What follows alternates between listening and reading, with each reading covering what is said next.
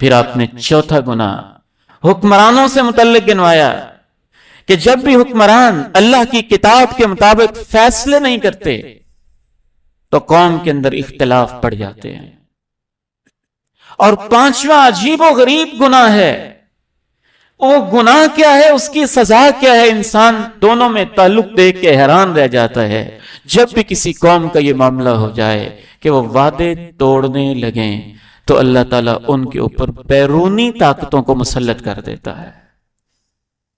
حکمران اپنی عوام سے وعدے توڑیں، عوام حکمرانوں سے وعدے توڑیں، ماں باپ اولاد سے وعدے توڑیں، اولاد والدین سے وعدے توڑے، میاں اپنی بیوی سے وعدہ توڑے، بیوی اپنے شوہر سے وعدہ توڑے، ملازم ادارے سے وعدہ توڑے، ادارہ اپنے ملازم سے وعدہ توڑے۔ جب پوری قوم کا یہ مزاج ہو جائے گا وعدہ توڑنا، تو نتیجہ کیا ہوتا ہے کہ ایک دوسرے کے اوپر ٹرسٹ نہیں رہتا، اعتماد نہیں رہتا۔ جب اعتماد نہیں رہتا اور پوری قوم ایک دوسرے سے ڈر رہی ہوتی ہے تو پھر بیرونی طاقتیں اس قوم کے اوپر حکمرانی کرتی ہیں۔